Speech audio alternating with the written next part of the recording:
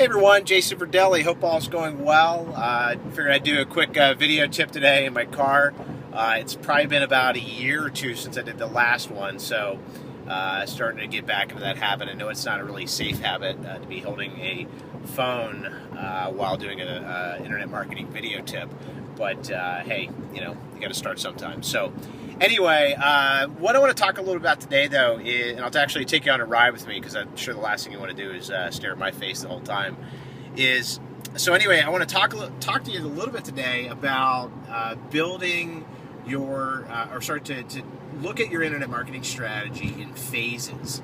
A lot of businesses, organizations will, when they first look at their internet marketing strategy, or they're planning out what they're going to do next year, or what they're doing right now, and they look at everything and say, you know what, we want to do everything. We want to do Facebook, we want to do YouTube, Twitter, all this sort of stuff. And the problem with that is a lot of times, nothing really ever gets done. They have, again, great intent, maybe even a great part of the strategy, but again, there's really no thought as far as actually implementing, or how they're actually going to implement, who's going to implement those particular tactics. So, I'd say, hey, we want to get somebody on Facebook, we want to be out on YouTube, we want to be out on Twitter, we want to get that email newsletter going, we want to be on LinkedIn. The way I look at it, though, and this is just a thought process here as you're developing your strategy and looking at that, is to break it down in phases. So start with phase one. Phase one might be, starting with that newsletter. Starting with just the newsletter, being consistent, get it down to where you can get it out maybe every 2 weeks or whatever frequency that you're trying to get it out. Build a system around that. Make somebody accountable for that, or maybe hire for that. Get somebody else, outsource it, and get started there, because a lot of times, especially for the people that you're trying to interact with, you're trying to do all of this at once without one building on another. A lot of times, sometimes the tactics can actually fail. So, great example of this is with online communities. So, think about maybe you want to start an online community, private online community for your customers, or maybe you're running a membership organization, maybe the members. And if you just start the community tomorrow and you invite everybody in, it might not necessarily work out as well, because again, there's no connectedness. They're not really connected to the brand. They don't really know what's going on. They don't. Maybe they forget what's going on. Maybe they're not really associated with it as much because they have everything else going on. And that could be a real challenge. So, again, maybe in your phase one, so that might be phase two. Phase one might be just getting the newsletter out so you can create that brand awareness. Here are the upcoming events. Here's some of the new clients or case studies going on. So you start to make that association.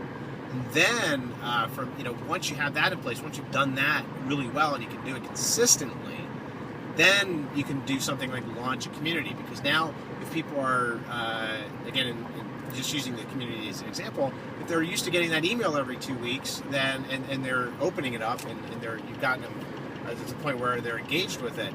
Now, when you launch that community, the reaction and the action that they take is hopefully going to be at a greater level, because again, they're used to interacting with your brand, used to getting that newsletter and saying, hey, you know what, we got your newsletter. And then one of the newsletters, you talked about the new community that was launched.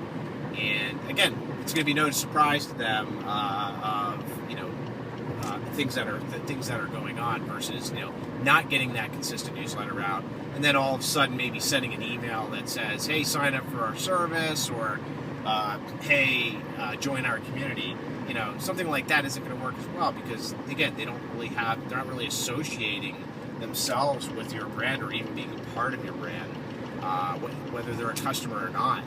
So anyway, point is, again, I want you to think about it in phases. Don't try to do everything at once. It'll also save you some money too, in finding out what's going to work, what's not going to work, and then from there, build on that. So you build on phase one, you build on phase two, you build on phase three, and from there you'll develop a really good strategy, and you'll actually be consistent. So before you move from one phase to another, make sure that you have whatever you did in the first, or whatever phase you're in, do it consistently. So, maybe if you do it consistently for a month or two, and then from there, take the next step. If you're not doing it consistently, there's probably some processes that are, not falling into place, or maybe people aren't following through with what they're accountable to do. Maybe, whether it's writing the newsletter, whatever. And again, it give you a chance to work those issues out early without having to, have everything else fail as a result of that. So again, that part, just by looking at your internet marketing strategy with that, in that way, I think it's going to save you a lot of money, a lot of time, and a lot of headache down the road as you progress forward, pushing your brand forward through the internet marketing strategy. So again, just think phases there, and that's pretty much about it for today. So with that said, I'm going to hit the little red button, and I hope you have a great rest of your day. Try to get one of these out here tomorrow as well, and we will go from there. So thanks for watching.